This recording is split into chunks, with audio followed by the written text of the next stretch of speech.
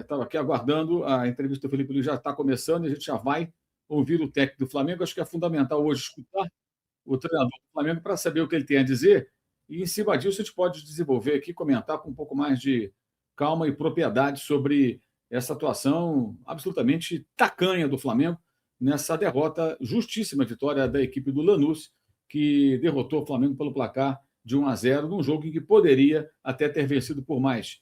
O Flamengo praticamente não ameaçou o time argentino, uma atuação pálida, o time que parecia jogar uma partida do Campeonato Carioca e não uma Recopa Sul-Americana, e o resultado foi péssimo.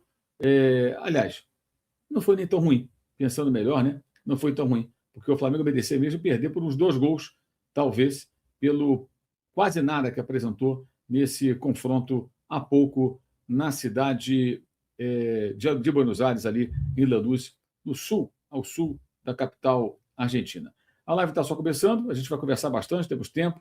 Muito bem, entrevistei o Felipe Luiz, eu não fiz interrupções porque eles estavam lá com problemas técnicos, né? E também a gente fazendo dessa maneira, que é o único jeito nas competições da Conmebol, porque você não pode exibir as imagens, né? Então é só em áudio mesmo, mas ouvimos as explicações não muito convincentes, até porque não houve perguntas muito contundentes, né? Quando ele é perguntado sobre a necessidade de um centroavante, ele fala que é uma questão que depende do Boto. Mas a gente sabe também que não depende só do Boto, né? Depende também dele. Eu tenho dito que, embora entenda perfeitamente que ele prefira ter um centroavante com características específicas, eu acho que o Flamengo precisa ter um centroavante diferente também do Pedro, mas um cara que faça gols, que tenha outros predicados. Se o Flamengo não consegue encontrar um jogador com essa característica, então tem que trazer um atleta que seja para a composição de elenco, mas que seja um homem de área que possa colaborar mais uma vez. O Flamengo hoje perdeu para um adversário que só venceu porque tem um típico centroavante. E depois entrou outro, o Walter Bou. Castilho, que fez 3 gols, 2 impedimentos, primeiro impedimento muito claro, segundo impedimento por um detalhe, e o terceiro gol em condição normal, mais uma vez, um jogador cabeceia no meio dos 2 zagueiros do Flamengo, completamente livre, e o cruzamento é feito também sem marcação, ou seja, o sistema defensivo que era quase intransponível na temporada passada tem sido extremamente vulnerável. Mas eu acho que o mais grave que está acontecendo com o Flamengo, isso ficou muito evidente nessa partida, é o lado autoral, como diz o André Rocha, né, do técnico. Dos técnicos brasileiros, muitas vezes, isso está muito latente com relação ao Felipe Luiz nesse ano de 2026. A necessidade extrema do técnico de assinar, né, a obra. Então, ele coloca como atacantes ali, sem centroavante, o Carrascal, meio de falso 9, mas o Arrascaeta. A gente sempre fica na expectativa antes da bola rolar, porque não sabemos como foi treinado, se isso funcionou bem no treino, e de repente, eventualmente pode funcionar bem na partida, mas o simples parece não fazer parte do roteiro do técnico do Flamengo. Fazer a coisa mais simples parece que não é o objetivo. Então, podendo colocar Pedro de saída para jogar parte do jogo, ou o Bruno Henrique, que bem ou mal ainda pode jogar ali, embora não seja o ideal, já que não tem outro centroavante, ou entre não ter um outro centroavante com as características que ele deseja e não ter nenhum, prefere não ter nenhum outro. Então é difícil isso. O Flamengo finalizou, gente, uma vez, com Cebolinha na jogada por dentro, que ele finalizou de dentro da área, não chutou muito bem, estou em cima do goleiro, Lozano que fez a defesa. Foi o único momento de real perigo que o Flamengo levou ao Lanús. Agora, o mais grave nesse contexto todo, que me parece, que mais uma vez o que se viu, foi o Flamengo não competindo, o Flamengo não jogando, como pus aqui no título, como se fosse um jogo do campeonato, de um torneio internacional. Parecia que estava jogando uma partida qualquer do Campeonato Carioca. E esse comportamento ele não tem nada a ver com parte física, não tem nada a ver com pré-temporada. Isso é questão de mobilização mesmo, de como se encara o jogo, de como as coisas são realmente feitas pela equipe, de que maneira ela se comporta.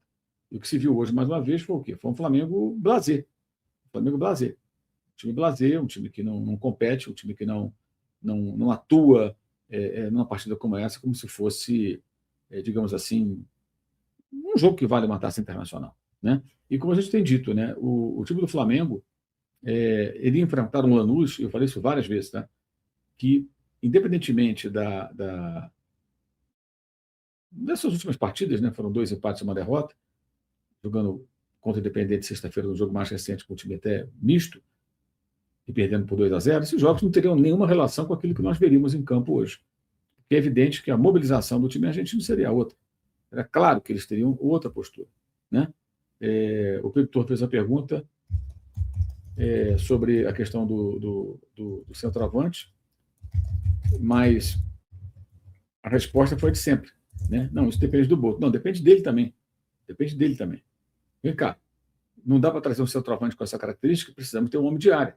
Hoje, se o Pedro não podia jogar 90 minutos, você vai ter um centroavante no primeiro tempo e no segundo. E o detalhe, gente, se você tem um cara que sabe fazer gol, mas não é um cara que pressiona alto, um cara que trabalha tanto sem bola, você pode conversar com o jogador antes de contratar, trazer o jogador e treiná-lo para que ele se aprimore nisso, porque o jogador se aprimorar nesse tipo de tarefa é possível. Agora, pegar um centroavante que pressiona, que não faz gol, e fazer com que, de repente, ele vire um grande artilheiro, é muito mais difícil.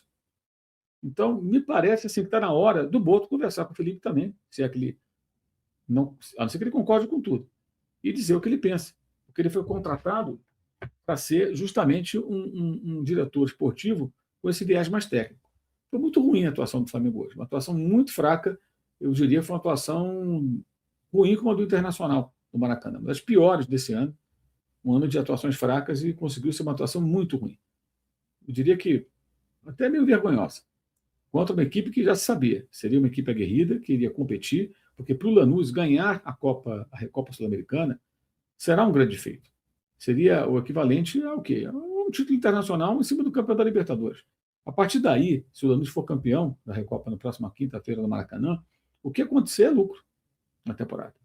Então o Flamengo está enfrentando um time que leva essa competição, esse mata-mata, muito a sério. Isso ficou muito evidente, né? Estádio lotado, completamente lotado. Lamentável a atuação do Flamengo. Negócio que não tem perdão. Eu acho que tem muito aí do Felipe, muitas digitais do Felipe nesse contexto e no que vimos hoje em La Fortaleza, onde o Lanús venceu pelo placar de 1-0. E, repito, poderia ter sido demais.